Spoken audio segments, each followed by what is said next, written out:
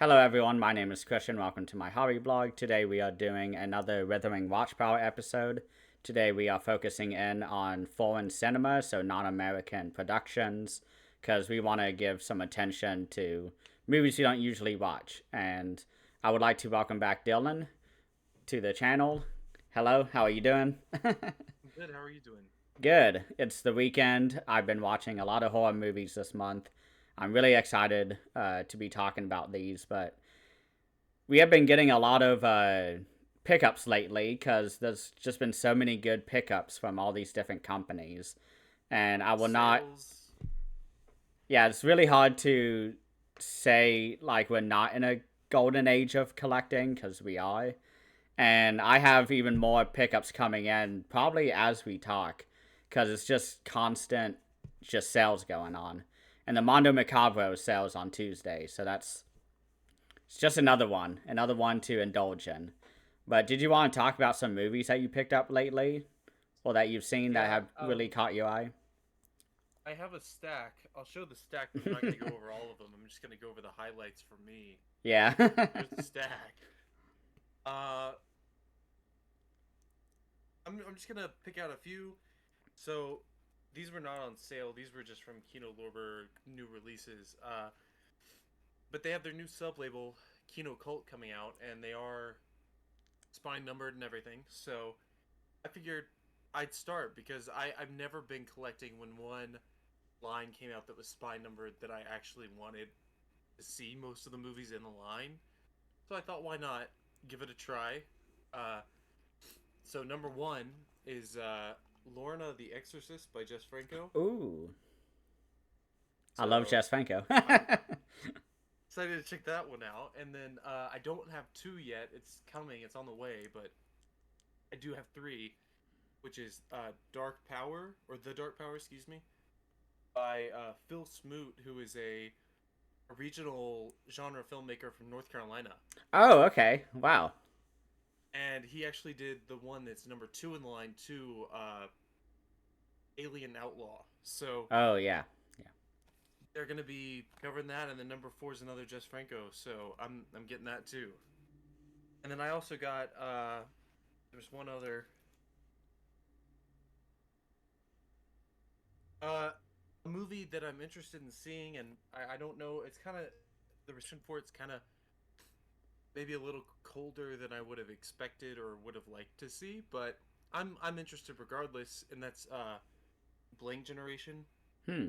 It's put out by Dark Force, and it's directed by Uli Lamel, who or Lamel, I'm not sure how you say that, who uh, directed another film that I really like called The Devonsville Terror that Vinegar Syndrome put out a while back.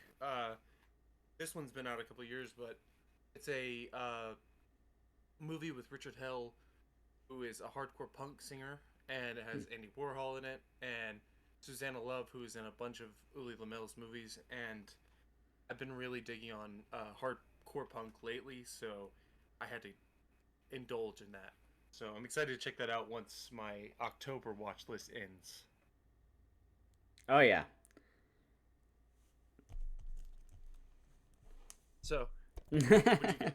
So I have a much bigger stack here to my left that's further beyond.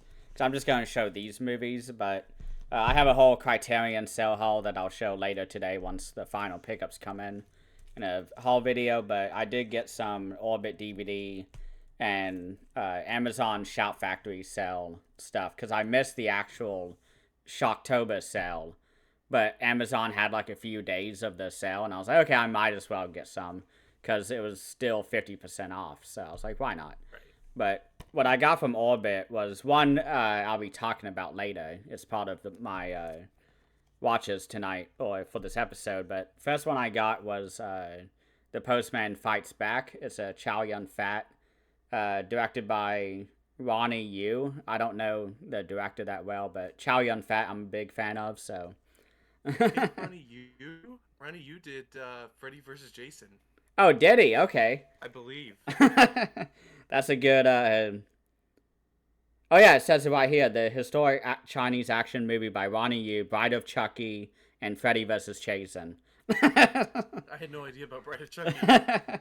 Yeah, so this guy, okay, I'm excited for this one now. So I got it because it's Chow Yun Fat and it's 88 films, which they have the thinner cases now, which I don't know about, but more movies on the shelf, so I'm not going to complain too much.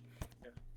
And then I have the other uh, 88 films released from that month, which is Magic Cop. I know nothing about this. This was recommended to me, so I hope it's good. Yeah, I have no idea.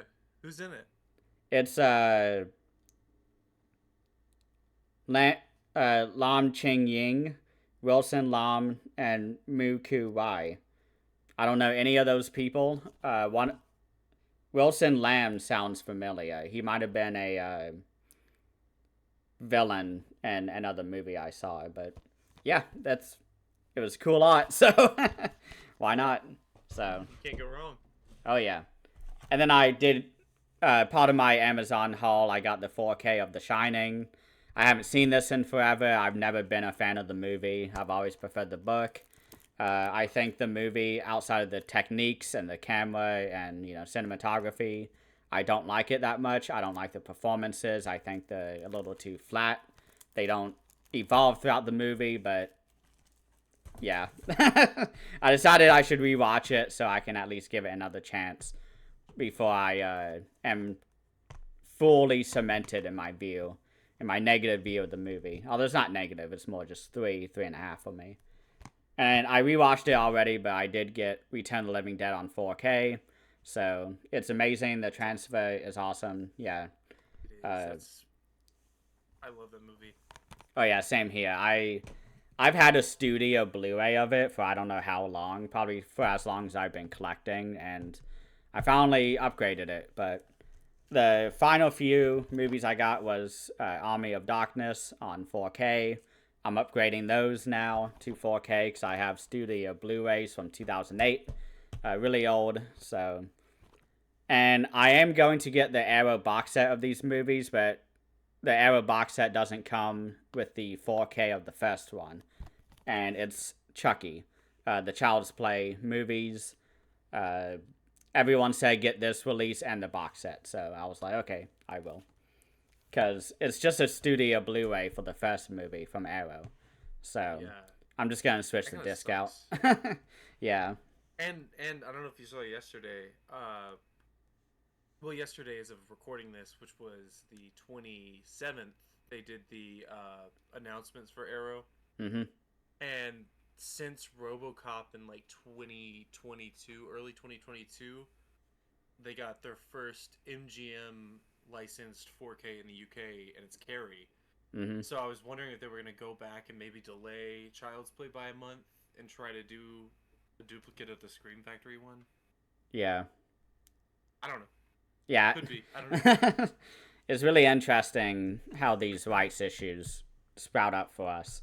Because now we have to spend probably double what we would have just to get, the full package and all the special features. So, and the final movie I got, I was very hesitant on upgrading this, but I decided why not, because it was off, it was half off. But the Phenomena 4K from Synapse, I finally got it, so. It's a great disc. Yeah. I have the Arrow version, but it's basically identical. Yeah. And I love the disc. It looks great. So, I mean, it really looks good next to all your other Argento movies too. So. Oh yeah. So yeah, is there anything else you want to talk about before we jump into our first movies we've seen, or I guess our least favorites? Shout Factory did get me on their sale and the Amazon sale because I don't know what I'm thinking, but I got Exorcist 2. Ooh. Because I haven't seen it, and I have Exorcist 3 on 4K, so I was like, you know what, I gotta fill that gap. Oh yeah. I got a double feature of, I can't really see for the glare, but Naked Vengeance and Vendetta, which are some Corman films. I've seen Naked Vengeance. It's by Sirio H. Santiago, who's a filmmaker from the Philippines who made a lot of good exploitation action type stuff, and then a double feature of two more Sirio H. Santiago films, Ooh. Wheels of Fire and Raiders of the Sun. I've seen Wheels of Fire. It's a lot of fun. I have not seen Raiders of the Sun. It's a really And fun then, title. I mean, gotta be good, right? Well, I'll save that for last. Tales from the Hood, Ooh, which I've awesome never movie. seen, Awesome movie. but the cast is excellent. I mean, the cast is just perfect, so I had to check it out. Yeah, I got to check that one out. And then a movie called Hellhole. Hmm. I don't know. It has Robert Starr and Mary Warrenall in it, so I was like, okay, cool. And then lastly, but most certainly not least, this one is sort of like a who's who of great people from exploitation, but Ooh, Q the Winged yes. Serpent, which is Larry Cohen. You got Michael Moriarty, Candy Clark, David Carradine, and the late Richard Roundtree, who just passed away last week. Yep. Who is excellent in it. I've already watched that one. And all of the character actors that pop up, or not even character actors, but like bit parts that pop up, like I kept picking them out from other stuff. And I think the one that was most shocking is this guy comes up, and I just didn't know, you know, he was only in the movie for maybe 2 minutes, maybe. I don't even think Mm. he had that much screen time, but I was like, that guy's so familiar. And it turns out it's the guy that plays Charlie Day's landlord on It's Always Sunny in Philadelphia. Oh. And I was like, that's the guy from It's Always Sunny. That's the guy. And I cannot remember the character's name or anything. And his face wasn't clear at first. I just recognized like his voice or something about him. And I looked it up, and sure enough, it was. So that just shows you how many people will pop up in a Larry Cohen movie when you're watching it, who you know from something you completely different. So it was awesome. Yeah, Larry Cohen always used a lot of those type of actors. I love watching his movies, and just the most random people pop up. For sure. So we can go ahead and start then. Since I chose the topic, I guess I will go first.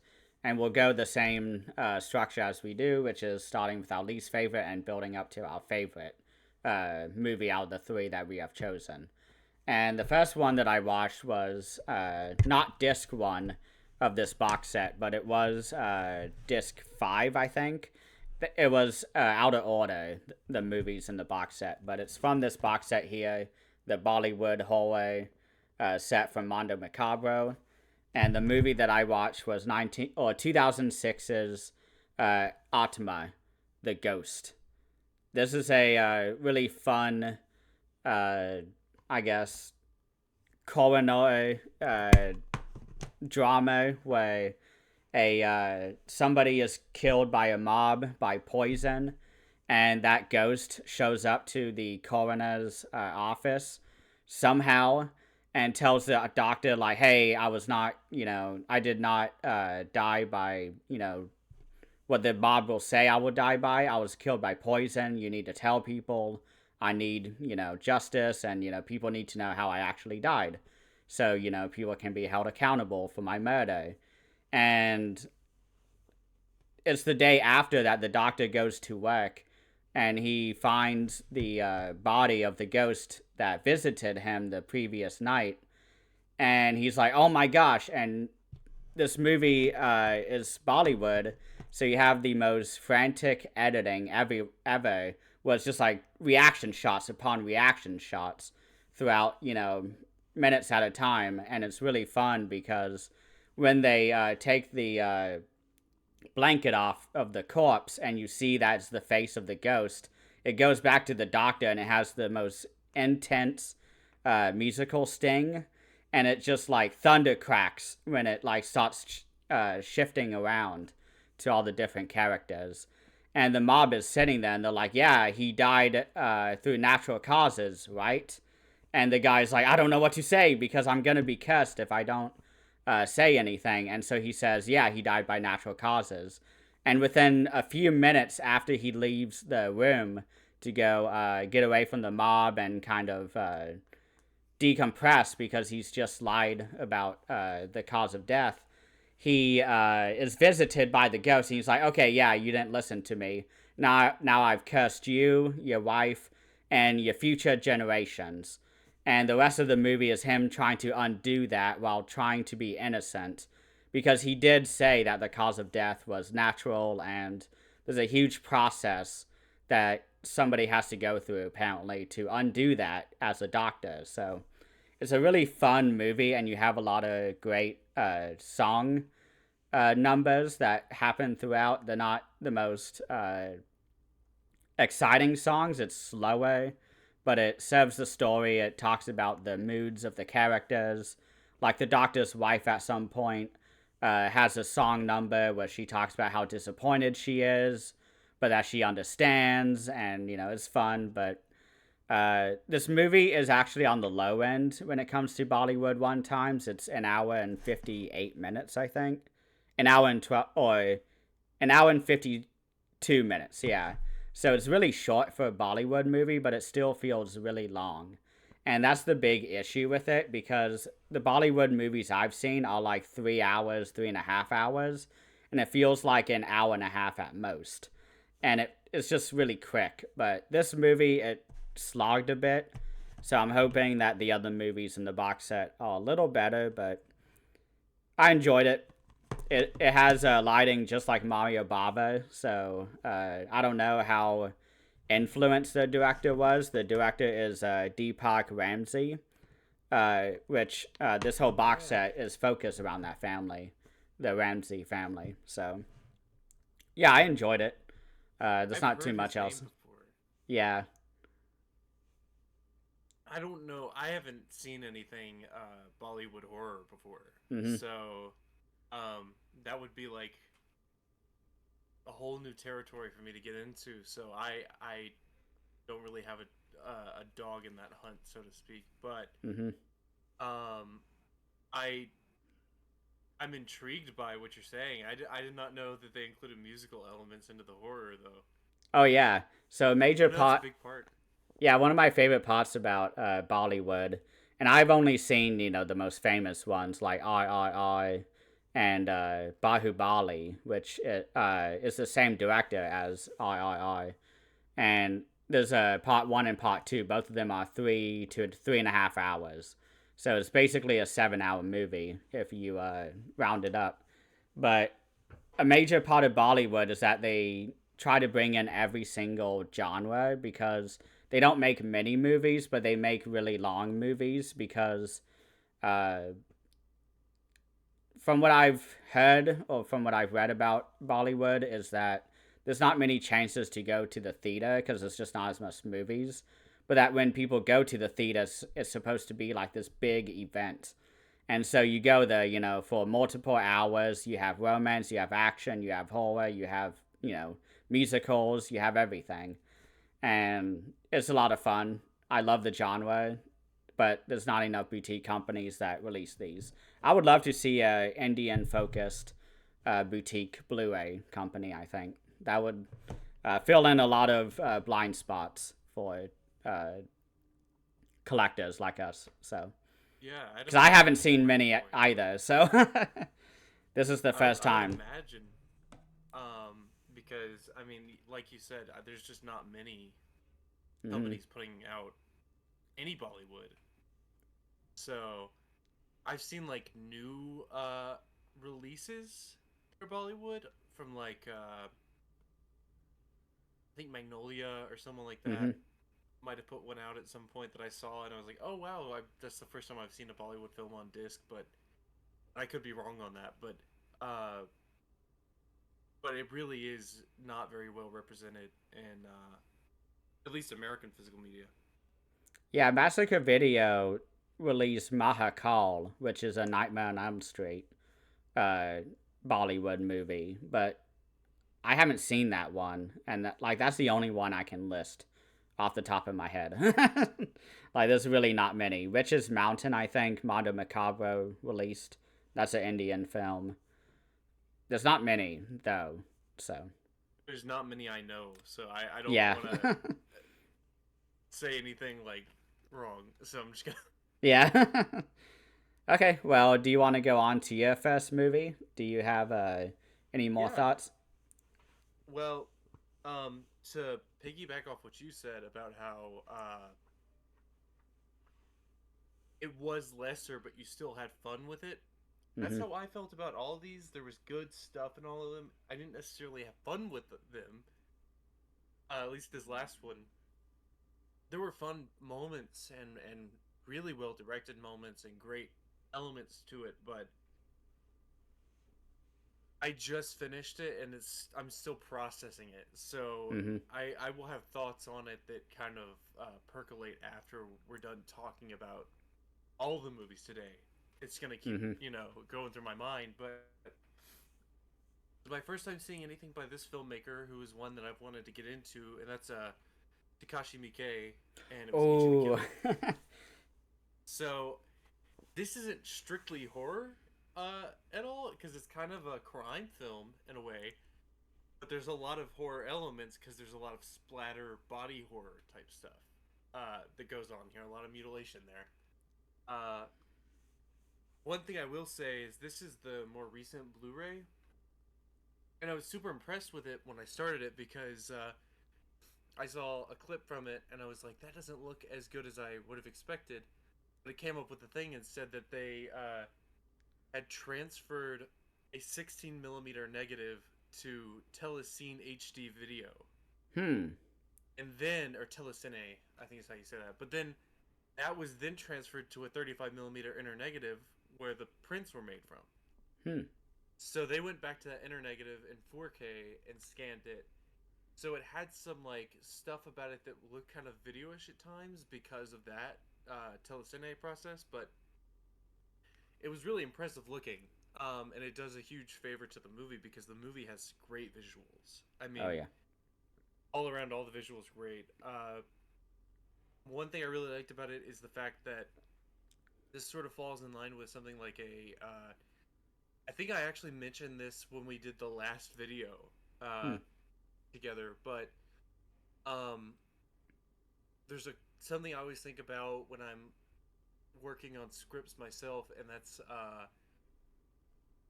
if you have characters that are like all unlikable. And Friedkin talked about this, but if you had characters that are all unlikable, it sort of makes you realize that even unlikable people have traits, you know. Hmm. And that's something about this movie, is that like every character in this movie does something really horrible at some point, and there's never really like any. There's redeeming stuff for each character, uh, but like there are characters that you grow to sort of like, and then by the end you realize they're still not a good person. Hmm. Um, and that's another thing about it is I from what little I knew, I thought I knew a lot more about this movie than I did. But from what little it turns out I knew, uh, I was still in for a whole lot of stuff. And I don't want to necessarily spoil it because if anybody hasn't seen it, they should watch it. If you're not easily uh, disturbed by violence, because it is a crazy violent movie. But it was a lot of fun at any rate because all the characters were interesting and not one dimensional at all. And all the violence was really creative. Even some of the effects that didn't necessarily hold up to today's standards still were really, it was creative to the degree that they went with stuff. So I really liked Each of the Killer, but I still have a lot to think about with it before I can say for sure what I think about it. So that's why I put it at last, but I still thought it was a great film. Yeah, I love Takashi Miike. He's one of my favorite directors. I've seen about 10 to 15 of his movies. They're really hard to find. I don't know why. I don't know, because he's very helpful when it comes to Shout Factory Arrow, who he has released with. But he hasn't released many of his movies. I think Visitor Q, I think, is still in need of a Blu-ray. His later movies for sure, but Ichi the Killer was one of my first as well.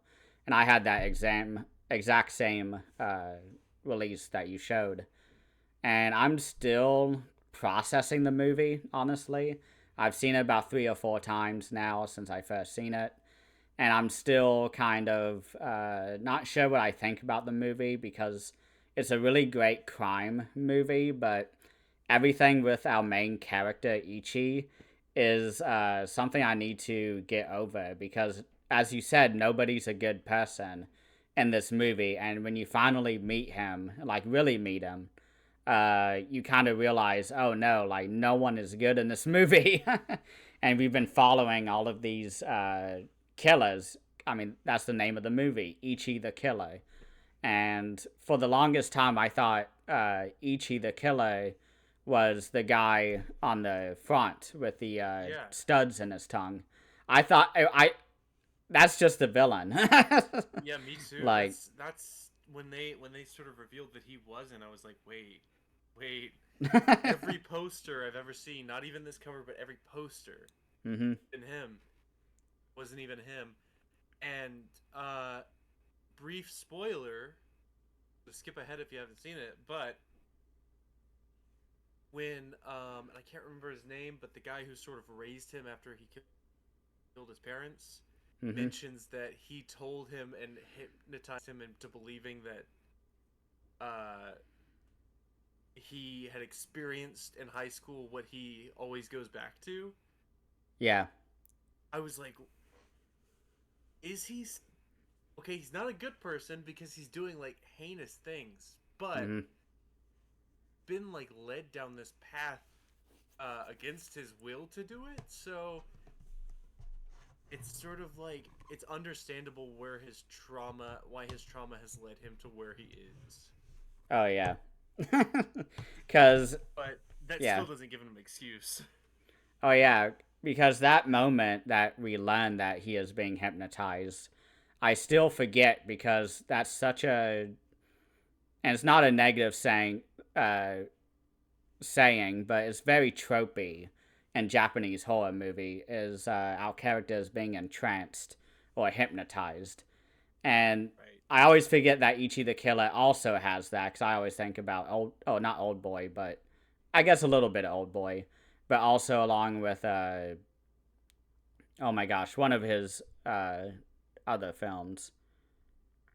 I think I can't remember, but there's so many different Japanese films in the 90s and 2000s that really use that trope. And it's good. It's okay. It's a trope that I don't particularly like because I think Old Boy did it best and nothing comes close to it, but it's fun. So I don't have really too much else to talk about with Ichi the Killer if you don't have. Yeah, I don't either. I liked it a lot. I just Yeah. have to think about it because it's just so much. Oh yeah, and that's every Takashi Miike movie. I mean, you're gonna have a long time.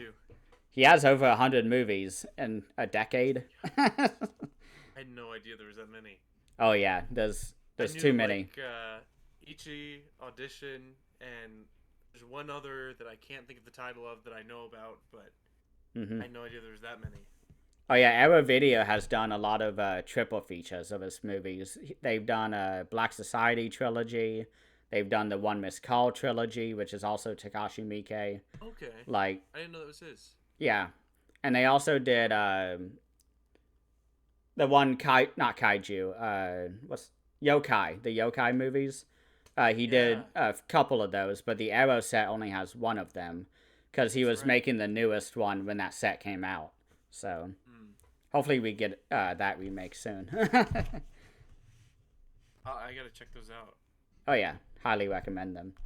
But so my second movie is one I watched this morning. That's from Spain, and it's directed by and I apologize for butchering the pronunciation, but Narciso Ibanez Solato, who also directed Who Can Kill a Child, which is another Arrow Video release, I believe. But this is a new release that I got that people recommended called The House That Screamed.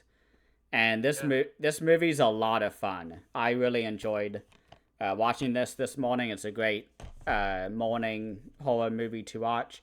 it's not as scary as a lot of horror movies, but it's a lot more effective. It's basically about a boarding school where you have the main principal who is like a tyrant, lording over all of the girls of the boarding school, and they all have very strict regiments of getting up. They barely eat any food. They're taught all about how to be a good woman and a housewife and all of that. And this movie came out from 1969. And according to our video, this is the first major horror film production from Spain. So Wow. it's a pretty big deal. And Pivotal. oh yeah, it's there's some really effective moments in this movie where we have a killer slowly killing off the girls at the boarding school, and we don't know who it is. And all of the kills, there's not many of them. I think there are two, maybe three on-screen deaths, but they are really built up to the point where it's like a giallo, where you're just waiting for them to be killed in the most magnificent, bloody way possible. And this movie doesn't go for that. It more goes for the build up than the actual release of tension. So I really enjoyed that. The actresses are really good. Uh, I did not go through any of the special features, but I should have. But they also have the director's cut or the uncut uh, version of this film, which I did not watch, but it's very gothic. It's very psycho mixed with Suspiria. I think is the best description. So yeah. That makes me way more intrigued than I was before. I knew about this one, Mm-hmm. because I had seen a Scream Factory release of it before the Arrow one that was going out of print. I almost got it, but I decided not to. I don't know why. And that was one I just passed on. And when Arrow re-released it, I had kept considering it, and I haven't pulled the trigger on it. But that has me about ready to. Yeah, I highly recommend it. It's a nice, sturdy slipcover as well. This is what the theatrical poster looks like. A nice shot of glass, blood at the tip. One by one, they will die is the tagline. But it's fun. 2K restoration, so it looks awesome. So, yeah, that's about it for this. I will get that one next time I buy Arrow stuff. For sure. Yeah, I got it on sale, I think, for like $25-$30, so it was worth it. Are you ready for my second pick? Oh, yeah. Okay. So this is, again, I'm dipping my toes into a director who I've seen one film by. We've talked about him. And I just had never seen anything that wasn't the one I watched, and the one I watched was not like all of the rest of his movies, to beat around the bush, but that is Jess Franco, Ooh. who I'm just now getting into, and it's Oh, yeah. Lesbos. So I'd never seen it, and I wanted to check it out. It is there's a lot of stuff going on in this movie. It has a lot of great visuals. The cinematography is excellent, but it's got this certain thing about it that I hesitate to call it slow, but there's a slow burn feel to it, I guess, if that makes sense. Mm-hmm. It is a lot of European movies I've noticed that I've seen and have. Argento never really feels that way, at least except for maybe parts of Phenomena. Mm-hmm.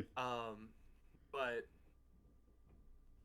I'm not saying that in a denigrating way either, because I don't dislike that about it. It's just it has a lot of moments that feel sort of like a lot of build up. So I actually would say that's a point in its favor in something like this because it allows you to sort of get more immersed into the world it has, the Hmm. world of it, the location, which is awesome. It's actually German language and a German locations rather than Spanish locations like because Jess Franco was Spanish. So I went into it expecting it to be Spanish. It was actually German. Still fit into the criteria. So I was like, Yep. okay, that's good enough for me. Um, and it's a vampire movie. It has a lot of. That was another thing. That's what I was trying to get at, but I just could not. I'm not gonna show that for long because it could be flagged. But the there are elements of the pacing of this that, like I said, are kind of slow. That really put me in the mind of the original Todd Browning Dracula, Hmm. which I don't know if that was something he did intentionally or something that is just sort of present because it is an older film, and I think a lot of people think of older films as slower. But when I compare Dracula to Frankenstein, Dracula, the Universal Frankenstein, Dracula feels a lot slower than Frankenstein. So I think it's something about the way that kind of nightmarish feeling really helps to build the world that a vampire would be in. So I really like Vampiros Lesbos, but it was just something that I had to kind of adapt to, if that makes sense. Get immersed into the world, which it allows you to do. As far as the plotting goes, though, it's I don't want to say cliche, but it's a fairly standard vampire movie. Just add in the fact that it's two women instead of a Dracula going after a woman.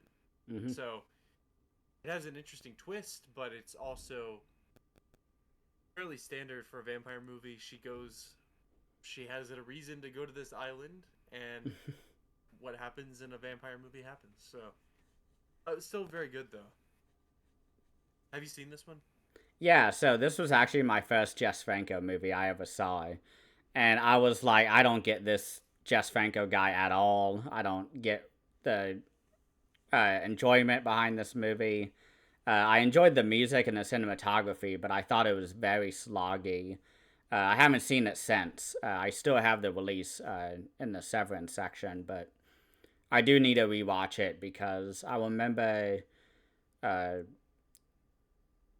recently seeing an interview with, gosh, not Troy Howarth, but Stevens. It's the person who's written the Jess Franco book. I forgot his name, but he mentioned Vampiros Lesbos, and one of the interviews saying like this is the quintessential Jess Franco movie to watch after you've seen a few Jess Franco movies, and Stephen Thrower. yeah, him, Stephen Thrower, yeah. He mentioned Vampiros Lesbos as like a movie that is better as a later one to watch, so I need to rewatch it, but I'm happy you enjoyed it somewhat. So, I mean, I did, and I'll definitely go back and watch it after I've watched some of the others. I have a mm-hmm, couple more in my collection, and then, like I said, I have another on the way from Kino Cold, so mm-hmm, or will when the fourth one comes out. So, but yeah, I'm glad you feel the same way. You feel the same way or felt the same way that I do about it. I just need to go back and sort of watch some of the others first, and then get into it. And I don't know what it says about me that I wanted to step into the deep end first, but I wanted to. I didn't want to start with some of the '50s movies. I thought let me go ahead and get into the full on '70s Euro, exploitation. yeah. But yeah, I mean it was good. I gotta I'll go back and watch it after I've seen some others then. Yeah, I would. I actually really love the 1950s Jess Franco movies.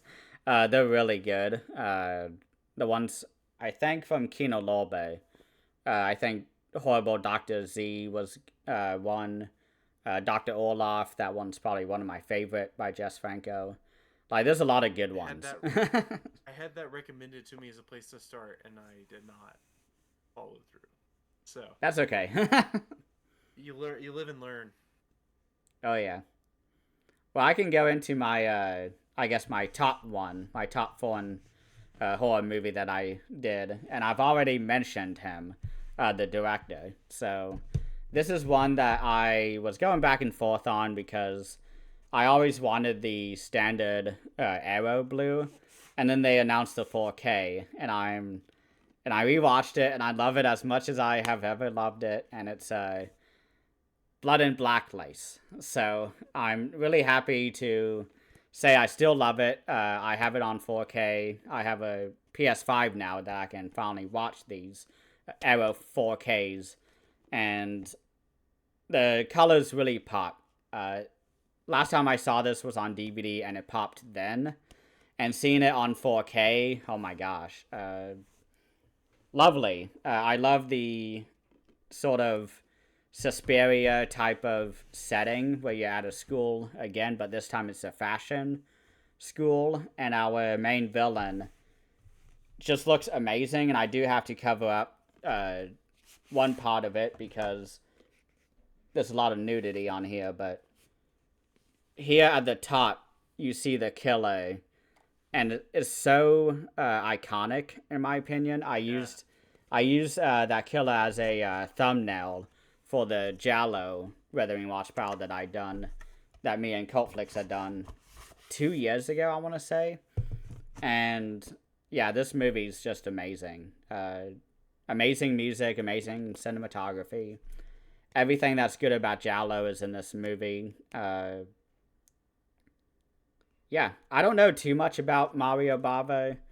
I saw Atma, which was a pretty heavy Mario Bava inspired movie to me, it felt like.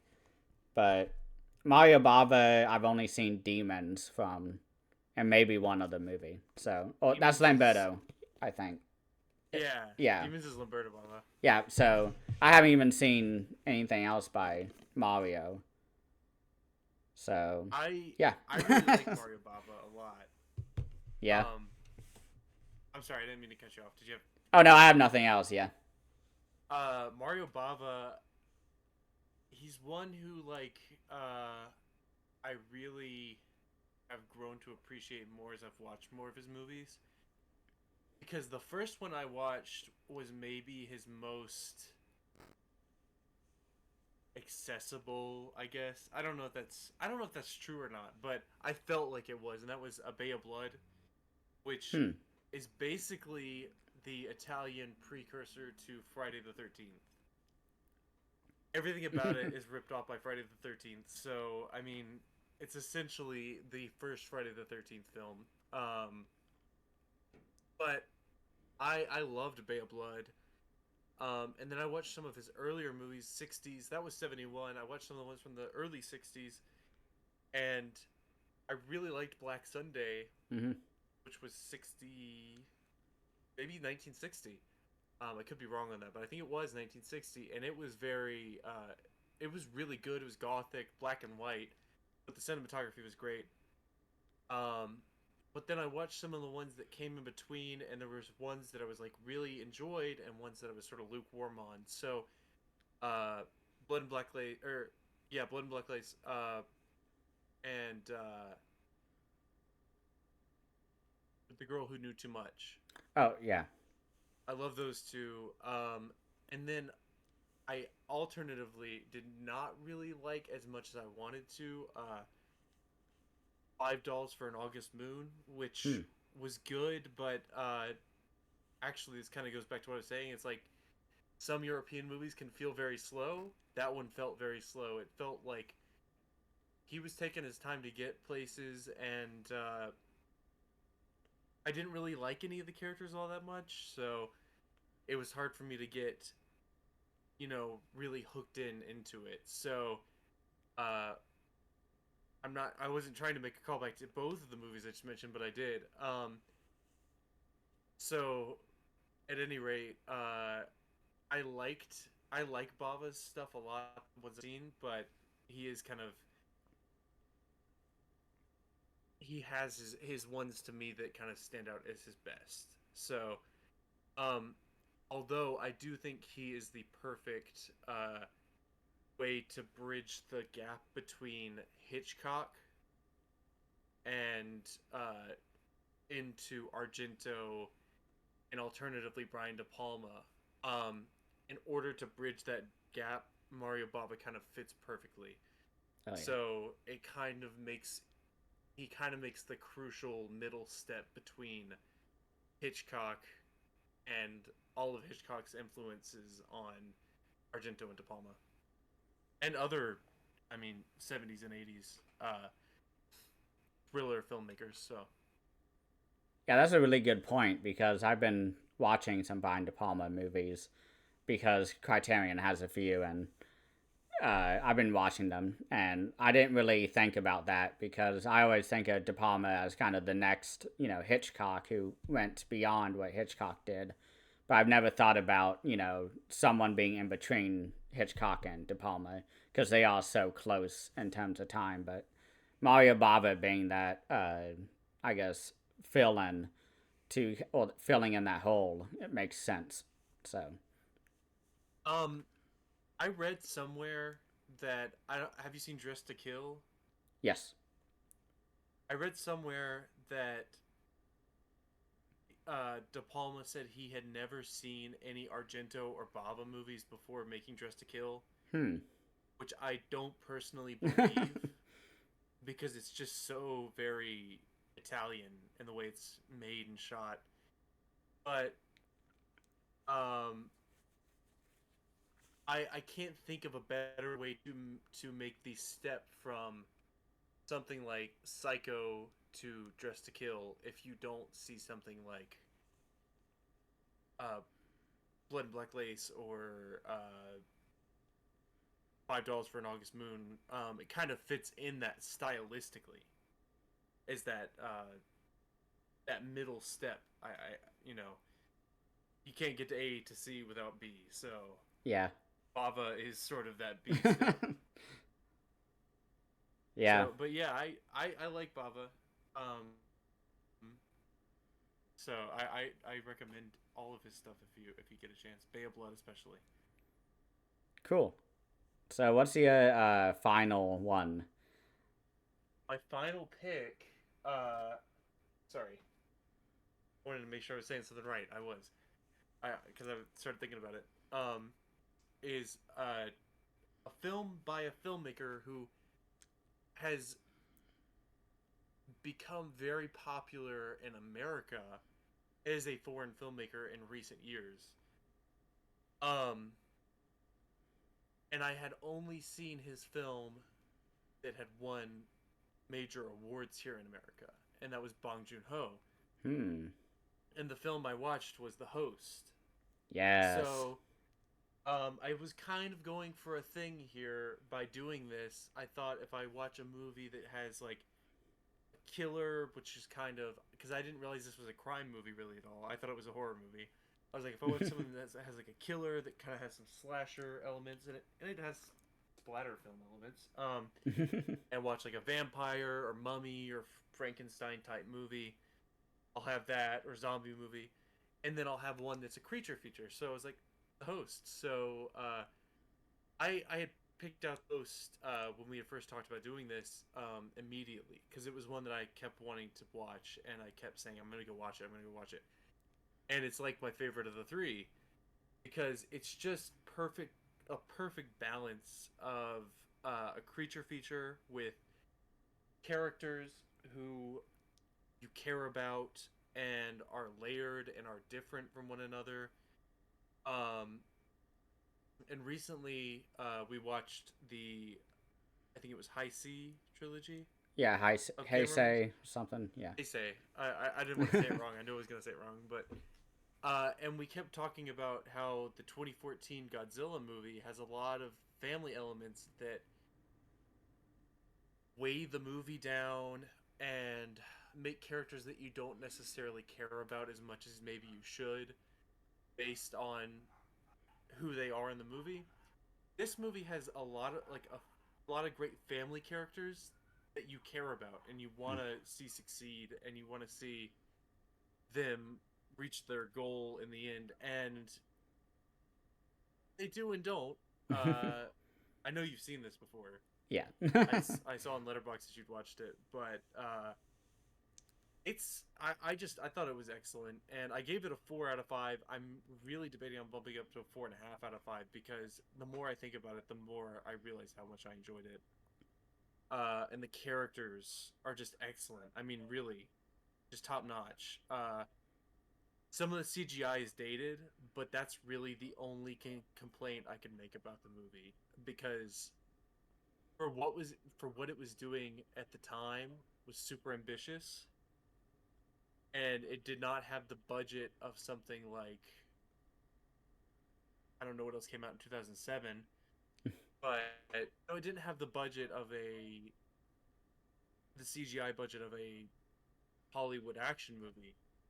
So to be fair to what they were capable of doing, um, it does that so much better. It does everything else so much better that I would just put this movie, just it's top notch. I don't know. I loved it. I don't know where I'm trying to go with my thoughts, but I love this movie a lot. And I can see myself going back and watching this again and again.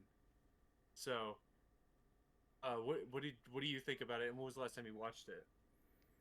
Oh, I can't even remember the last time I saw it because I used to watch it regularly on G4 TV, which was a video game TV channel back in the early 2000s, mid 2000s. And they had a cult movie kind of Saturdays where they would just, uh, run, cult films all weekend. And I saw the host there for the first time. And I've always enjoyed the monster design because it's sort of like a kaiju, but it's really not. It's more Yeah, just a typical creature than, a kaiju. And yeah, the human characters, I agree. They're a lot more uh, interesting. There's a lot more investment to be had than the 2014 Godzilla. Because, yeah, that's one of my biggest complaints about the current Godzilla movies from Hollywood is that they keep focusing way too much attention on the human characters and just does not work. But Bong Joon Ho, he really that's one of my favorite parts about his movies is all the characters. He just really knows how to get the viewer to care about them. All of them are distinct, memorable. Some of them are iconic. You have the amazing actor Song Kang Ho in this film, who is sort of not the best father, but that's sort of the trajectory of his character. Is he starts off as a bad father and just sort of has to prove himself that he's worth being a good father. I think he's the father. Maybe he's the uncle, but because they're all living he is. together. Yeah. I think you're right. Um, but the father, his character is really well done and acted and written and layered because he starts as this kind of, when the film opens, you don't know that he's even a father. He could be an older brother, he could be whoever. And then you start to realize that even though he is kind of not the most productive guy, he cares, and that's a lot more than a lot of people could say as a father or a parent. But um, then you start to realize when there's some exposition to sort of set up his background, because he sleeps all the time, and you hear the grandfather telling why, you know, that it was health related. When he was younger, he had a lot of stuff going on, and you just grow more and more empathetic for him. And despite those odds, he still is going to do everything he can with the government in his way to save his daughter. And, you know, to get into spoiler territory again, skip ahead, but like, he doesn't necessarily reach his goal, but at the same time he kind of does, and it's that moment at the end is really heartbreaking, but at the same time it's really, I don't know, it's just, it was really well done, and the acting is just perfect. I thought it was just an excellent movie, kind of all around. So And we also get a cameo by Bryan Cranston in the beginning. that's right. I always forget that because the last Is that time I him? saw, yeah, that's him. Because What? it's just a one-off, him pouring chemicals down the Yeah, drain. formaldehyde? No, Yeah, not formaldehyde. formaldehyde. Yeah, it is formaldehyde. Yeah. Yeah, and because the first time I saw it, I had no idea who Bryan Cranston was. But now that I've seen, Breaking Bad, I've seen, 2014 Godzilla, like, I know him, and I remember seeing it, and I was like, what? He's been here this whole time? And I never even recognized him, nothing. Because Malcolm in the Middle definitely was out by that time. So I should have recognized him, but I guess not. Never seen it, so Yeah. I know him and I recognize him, but I didn't even I wasn't looking for him, so Hmm. it just went over my head, I guess. Yeah. But now that you say that, I can see it. But I don't know, the movie was just kind of perfect. So Bong Joon Ho is somebody who I'm gonna probably end up watching all the rest of his movies next year, if not some by the end of this year. Oh, Because I I, love yeah. Parasite. I, So this was a great second film, I think, to see by him. Yeah, I love Bong Joon Ho. I've seen all of them, and I think Mother is probably the best movie by him that nobody talks about.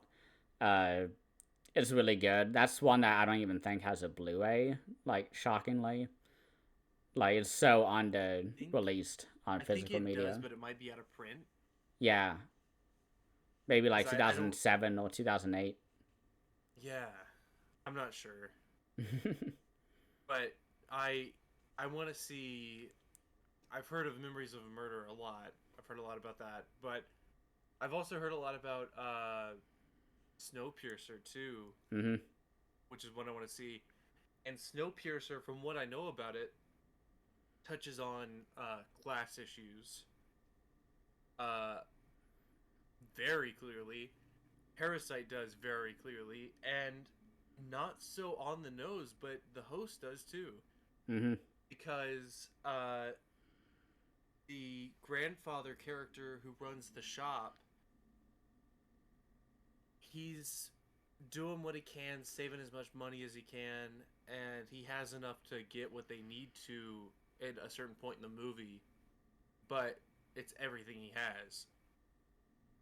And uh, his son can't afford to buy the little girl what she wants, which was like a new fallen, I think it was. Um, but at the same time, his brother, the other son, is a college graduate, and he mentions it like I think 8 or 10 times in the runtime of the movie. He's like, "I have a degree. I have this," and it's very unfortunately, it's very like true life. People do that, and that's it's just an interesting way to approach the class subject. Like he dresses better and he brags about his position and where he is in life, even though the rest of his family is scraping by. Um, and it sort of just makes you dislike his character even more. Even though he's not the worst in the end, he's still, he's not the most likable. So, uh, I don't know. I just like the movie overall. I'm kind of. It's again. I just watched these, so like I got a lot to think about with them. At least especially each of the killer. Yeah. So, but the host was just excellent. Yeah, every single one of his movies, in some way, deals with social issues, and it's one of my favorite parts. Memory is a Murder focuses on the whole incompetency of police departments back before, well, not before anything, but sort of before the internet age, I guess, because it was Right. made in 2001, and it's very the entire investigation they're doing on the serial killer is so analog based.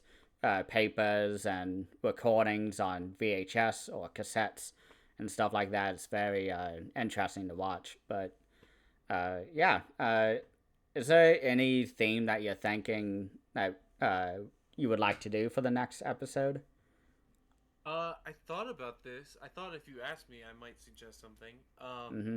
And actually, I was thinking about maybe because it is Withering Watchpile and it relates to our collections. Maybe going through and picking out one label in Hmm. particular and picking three from that label that we haven't watched yet, or we could decide together on three labels that we also own stuff from, and then us just pick one title from each label. Hmm. Thought that might be an interesting way to showcase like a Vinegar Syndrome, a Arrow, and whatever else. Yeah. I really like the idea of a specific label. The three label one, I think, is a little too not specific enough. Like, there's so many labels out Yeah, there, and there's so many different releases. Especially if a we little too do broad. like, yeah, it's a little broad. But the single label I really like. Is there any particular labels you're thinking, or I would love to do Vinegar Syndrome if we could.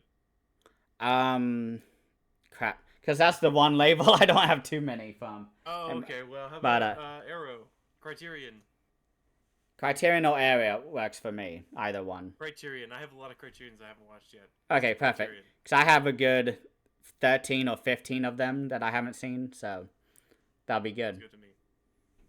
Okay, So so, three Criterions. Okay. yep. Thank you all so much for watching, and we will catch you on the next Withering Watchpile. And thank you for joining with me again, Dylan. It's always been a Thank you for blast. having me. Oh, yeah.